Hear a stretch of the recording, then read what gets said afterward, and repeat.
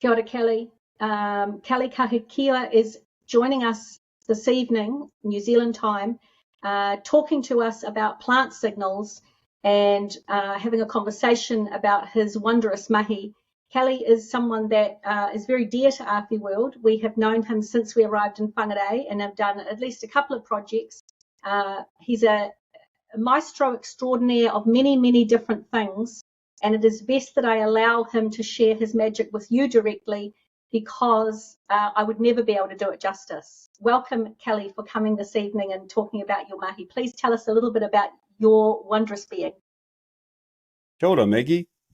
Yeah, it's really great to see you again. It has been a little while, and I know that you've been out there looking after our ngahere, looking after our forest, and looking after yourself, I hope too. So thanks for bringing me on this this talk again. I've had a few talks with you over time.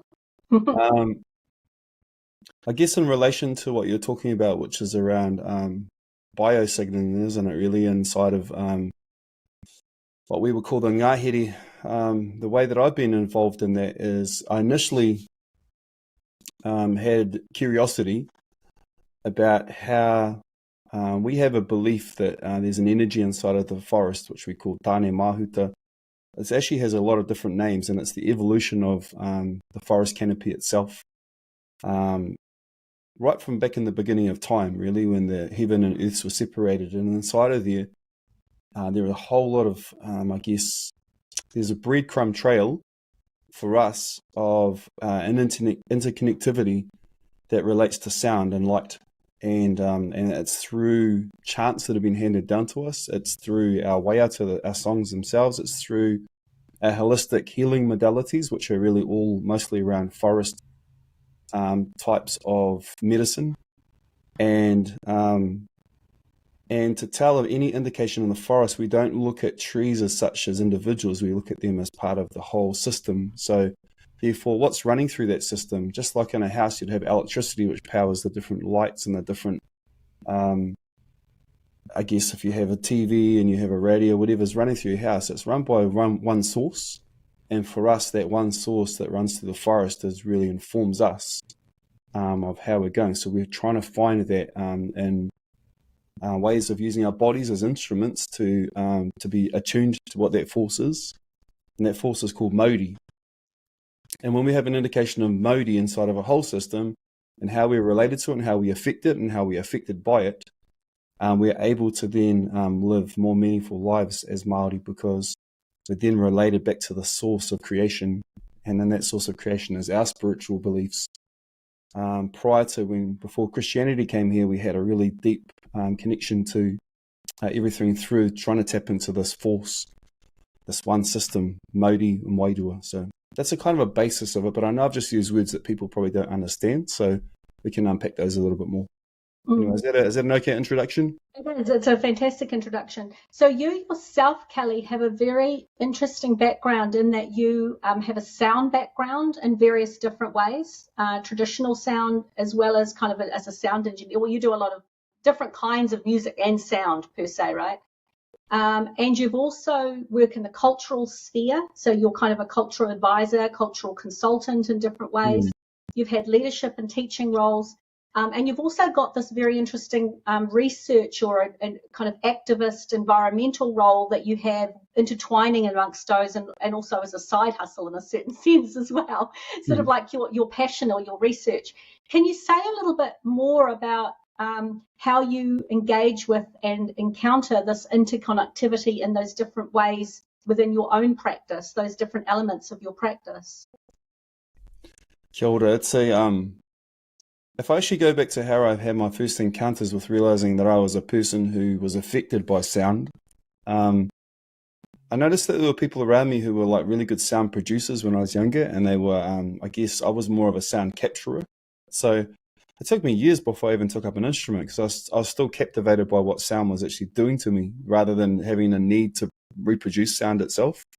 So for a long time, I've been a listener, and so long that even at school, my teachers were like, okay, if you're going to be in music class, which you've obviously got an interest in, you have to play an instrument. So for 2 years, I just said, no, I'm not playing an instrument. 2.5 years, actually. So I just, and that journey led me right back always to the source of where does sound come from. I'd think about things like okay, that's a tuba that, that guy over there is playing, or that girl over there is playing a French horn, but it looks a lot like our shells. And I started to like study things like sacred geometry to work out there's a geometric pattern that we actually have created things from, that are maybe music making, that come from something out of nature first and foremost. And that's obvious, everybody knows that. But if you actually think about that in a deep, deep way, to think that one day somebody picked up a seashell, started having a little play around with it, at what we call in Te Ao Māori, we call it tutuing around, just having a bit of a muck around with it, and eventually human imagination over time has created such wonderful instruments that we see in orchestras, like French horns, or these trombones or tubas or cornets, and all these kind of instruments that came from the spiral of the shell. Mm-hmm. And so inside of there, we have these shapes that are in the forest too. We have snails, sorry, not sea snails. We have Cody snails, and we have these sound producers also in the forest. We have these harakeke, which are flex snail shells that we use, and we make sound out of them too. That going back to the primordial source of sound, going back to its basic shapes and its divine intelligence through mathematics being expressed as music, that's always been a fascinating place for me to sit in. So as a music producer and a music capturer, I'm now going back to the basic source within our own culture. What did our people say about sound production? What did they say? And what they did say was, I te timatanga o te ao, kua waiatatia te ao ki te ao marama, which is, there's variations on that, but what it's saying is, in the start of all existence, the great creator sang the world into existence. Mm. Which aligns with things that are in Genesis, or they align with things that are in the Quran, about how the very first part of energy was the word and the vibration of that. So I always think that we can't ever think about stop thinking about our divine inheritance of sound, and how that itself shapes even the trees that we see behind us. There's a certain energetic signature that gives those trees its own real estate of where it is to grow into as well. The canopy knows it, so it allows space for it. It's incredible, and each of those have a different a sound that is emitted from them as well. So from a natural point of view, I don't need to know the exact frequency that they're emanating at, but I do want to know how it feels for my system, how I interact. So that's where reading the Modi is where I'm at right now. Mm. And Kelly, for those who are watching who are not in New Zealand, one of the things that concerns us, and particularly I think in Te Tai Tokoro, the area that we're in, is kauri dieback and the sort of disease and pathogens that are occurring. And some of those diseases and pathogens, that's one at the moment, will increase necessarily with the changes that are happening as a result of climate change, for example. And there'll be less resilience in some plants, and certainly an increase in pathogens of different kinds. And that's one of the biggest worries that we have around climate change. The heat increase, particularly, or changes in temperature, changes in rainfall, will cause certain diseases to occur. And so in terms of that, I guess one of the things I'm interested in is there's a resonant sound or interconnectivity that happens in a healthy environment. Is there a resonant sound or an interconnectivity breakdown or change that happens when there's an unhealthy environment or a shift? How does climate change fit into the things you've spoken about so far, or some of the issues that we're seeing environmentally? Yeah, thanks, Maggie. I think that how our people read it is that, so behind me you can see the Cody trees. There's a couple of versions of them there, and they're one of the trees that has been, let's say, impacted by this potential threat to the whole forest ecosystem. At the moment, it has decimated areas of the forest, but through human intervention, we haven't stopped it, but through our awareness, we've started to slow it down. And the way that we can look at the health of the forest itself is that through sound, Tāne mahuta is what we call the energy that runs through the trees, and we call that an atua. It's like a divine being, a divine intelligence. and the divine intelligence of the creator manifests itself as a forest in this particular case here. And so there's a sound that comes with it. And one of the creations of Tāne Mahuta was Tāne Hokohoka. And Tāne Hokohoka is actually the energy of the birds. The relationship between trees and birds is synonymous. So we don't see them as being that separate, whereas in science, you've got all these classifications of the birds. These particular birds are related to the forest. So when their sound is absent, that's a health indicator of the forest. It's a natural health indicator of the forest, as the same as when the cicadas don't sing for very long in a season, or they come out really, really late. They're obviously indicators of the forest, and everybody around the world knows that. It's just how do we look at our own biophonic sound signatures and the lack, all the reduction in noise that comes through there. So we can tell Māori by birds that we could hear, say, 4 or 5 years ago, we may not be hearing them. One of the birds that is really important to us is the kereru, or up here in Northland, the kukupa, which is the wood pigeon. And the wood pigeon, you can more hear its flapping wings. It's got quite a heavy as it hovers through the ngahere, and the lack of that sound is an indicator that the Māori is down for us, because it helps to spread the seeds of a lot of the trees in the forest. So we have to be protective then of like the kereru or the kukupa's habitat as well in its environment, and we have to be mindful of this. So we use sound to try and call out to the birds first of all.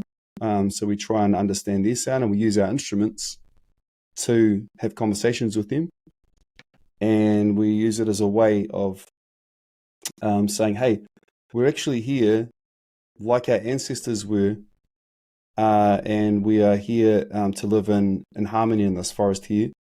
And we'll come in with our sound, because the only sound that they usually hear is chainsaws, weed whackers, or things that they use to, like clean up the environment from our councils, which do a lot of work in there too. But that's the usual human impact that they have, and the birds and the forest here. So we use sound to try and what we call restore that balance. It reminds me a little bit.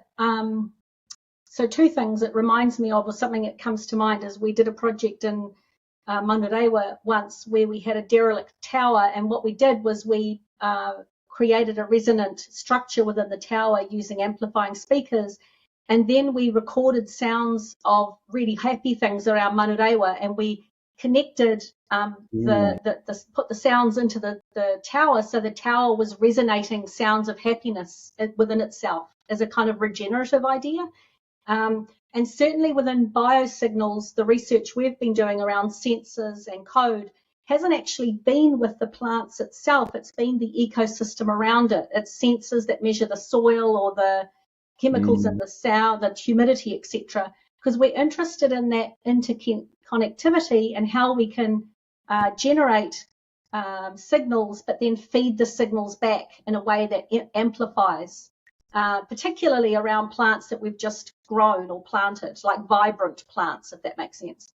Is there kind of a system or an understanding where you take a kind of healthy environment or healthy sounds, and then you feed back those healthy sounds in order for things to flourish? Is there something that is a concurrent or parallel universe in Te Ao Māori that does that? Absolutely. So in Te Ao Warawara, which is way up north here in the North Island of New Zealand, just north of Pawarenga, there's a group up there, people, and Joanne Murray is one of the people who sort of leads a group of people who are Māori, I guess you call them Māori ecologists in a way, who look at forest health through sound and regenerating sound. So what we did is we made some recordings with another Māori musician called Marie Sheehan. And we realized that there's this healing frequency that actually applies to more than just humans, and it's outside of humans, and it's around, I think it's 528 hertz. So you can, I should get back to you on that one. Maybe I should have a look here quickly. But I'm pretty much sure it was 528 hertz. And so I found instruments of mine, traditional Māori instruments, that were at the pitch of 528 hertz, and we recorded them together with some other healing frequencies, and they took the young people, and they played those sounds back into the forest where it was ill. Daily practice, and they're going to be doing that for months, I think. So they have sound emission technology that's run on batteries, and they just take it into the part of the forest that needs healing. So with that, with the sound, along with some traditional Māori medicines that come from the plants, and karakia, which is our way of using my body right now to influence the environment around me through bringing out I guess you could call the highest parts of my being, channeling them into the highest words that I can think of healing, with the highest intention from my heart. That's called karakia.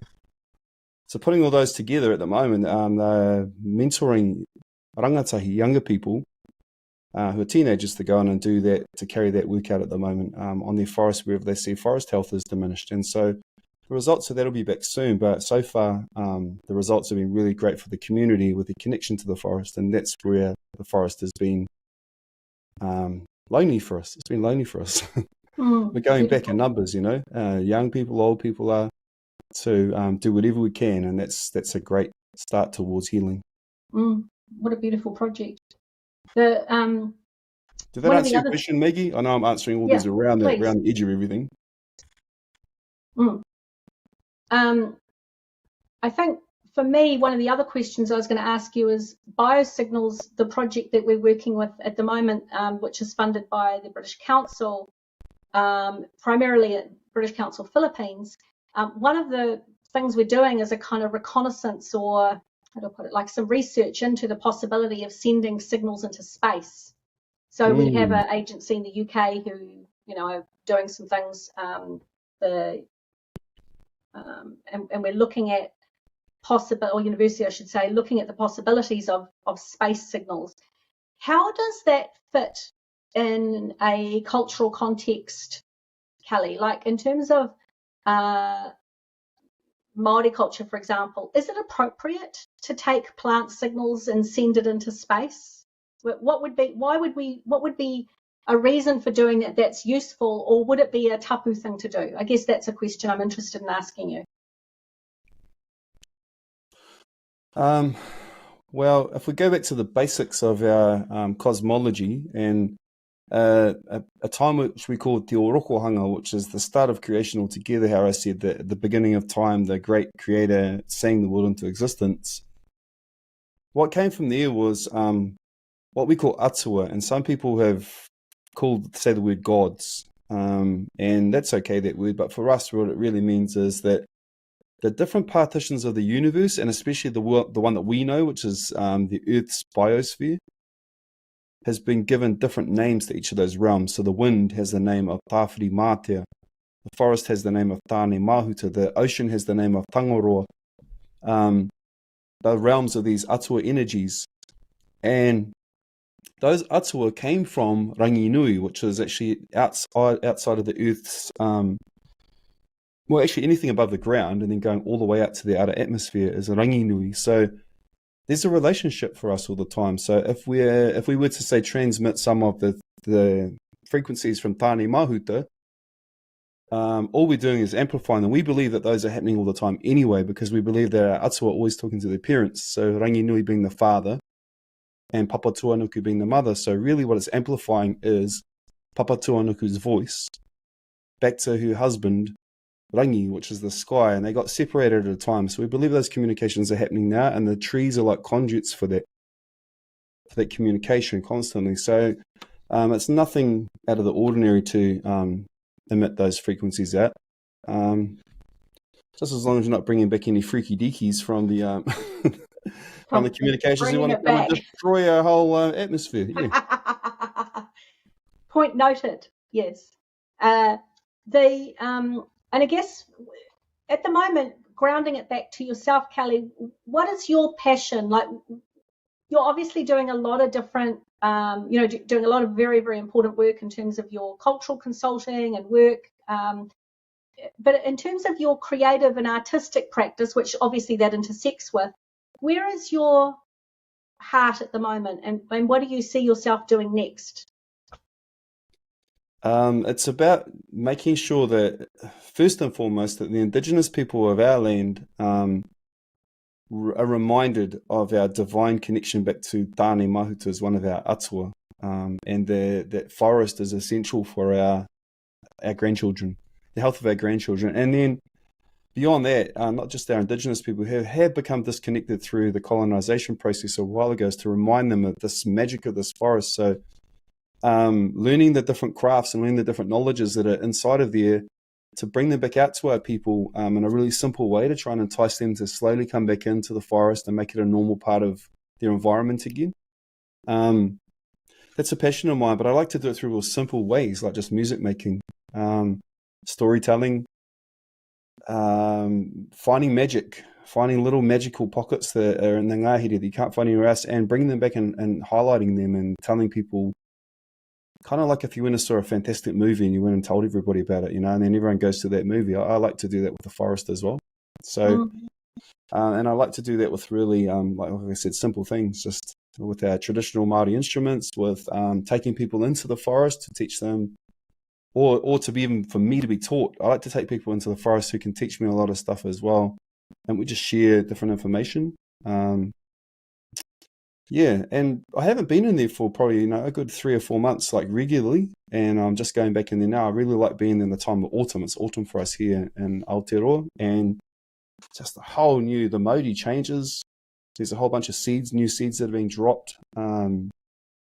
Yeah, it's a beautiful, another magical time to be in the forest. So I like that. And anything that keeps me in there, I'll stay in there. But I would like to say that there are 2 diseases at the moment that are impacting on some of our native species, and not just Phytophthora agathodicida, which is what we call the Cody dieback, which affected quite a few different species of trees, especially the Cody and the Tāne kaha.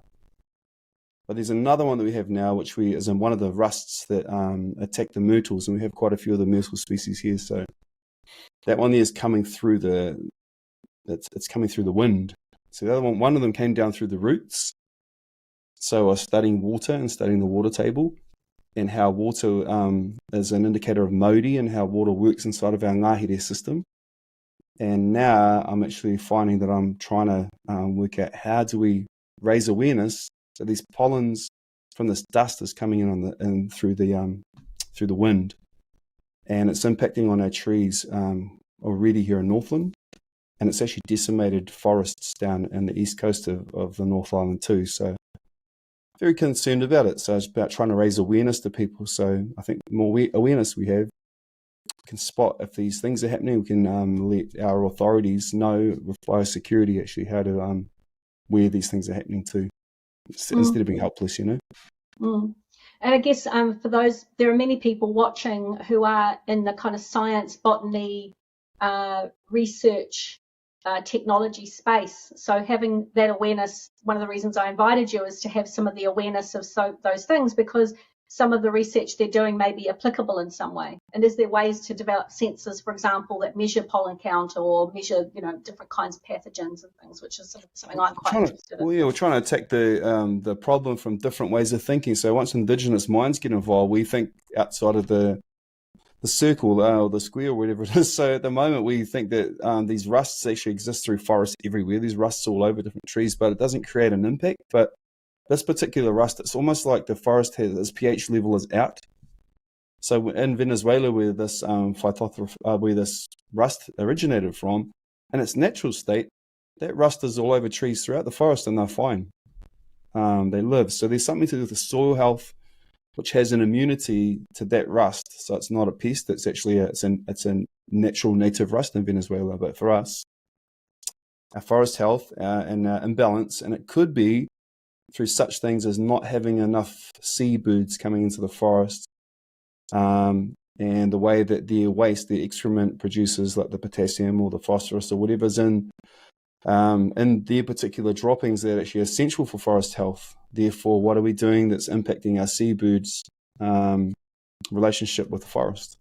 We have a phrase in Te Ao Māori, it says, ka tangi te titi, ka tangi te kāka, ka tangi hoki ahau, ti hei mauri ora. And it says the titi is the mutton bird. They live out at sea. And if the mutton bird is crying, ka tangi te titi, then it says ka tangi te kāka. The kāka is a really, really noisy parrot that we have that's in the inland in the forests. And it says, so therefore, if the seabird is crying and the forest bird is crying, then it says at the end, ka tangi hoki ahau, then I, the human, also cry. life proliferates. It's not just meaning cry. It means if I'm making a sound, it's because the birds at sea are still making a sound and the birds in the forest are still making a sound. Therefore, I can live. So if we reverse engineer that whakatauki, we have to look after the seabirds and we have to look after the forest birds. Otherwise, we will perish. So as a final question, Kelly, do you feel hope around the environment? Do you feel that there is light or hope for us to change what's going on and to, for the interconnectivity to continue to thrive? Yeah, I do. I really believe in the divine intelligence of all the parts of our ecosystem working together. And I don't think that humans, in our creation story, humans were unable to surpass the energetic influence of the forest, of the oceans, of the wind. So in our stories, the human has always been really battling with all of those, but never ever able to win. And that's where the hope is the hope is that our ancestors have always seen this eternal struggle that humans have against the ecosystem itself, trying to subjugate it for different types of food or energy. We've always been in this pursuit of attainment throughout all these realms, and we've never ever conquered them. So my hope is that through our stories, they're saying, don't even bother trying to conquer it. You're wasting your time. The environment will always be a master to you. And through that, I believe that the distraction that we have will always be large for us. The distraction we have is our own. It's the same thing they have, don't go up the river and go to the toilet up there, because if you're camping downriver, it's always going to come back to you. You're basically just eating your own excrement, which is what we're good at, So I have hope for the environment. I don't have hope for billions of humans surviving the environment, though. And whether that's a good or bad thing, I think that's open to judgment. I might agree with you on that point. Yeah, maybe. Is there anything I haven't asked that you feel that you want to share that is in your heart, or you notice that comes to you that feels important to say? No, but I'd love to be in touch with people who are of similar mindset, that especially around. So we have a really beautiful thing with Western science. We call it Western science, but actually a lot of the science that we call Western science has come from Eastern science a lot too. So I'll just say that the scientific framework of reductionist, a reductionist interrogation into how things work. I would like to speak to people too who work in the space where they come from, their tribal narratives as well, holding on to those through time and how they've actually helped to keep ecosystems alive. The other spaces are really interested in the intersection between science and the indigenous knowledge space. Where have those two created a relationship with? I love that space there.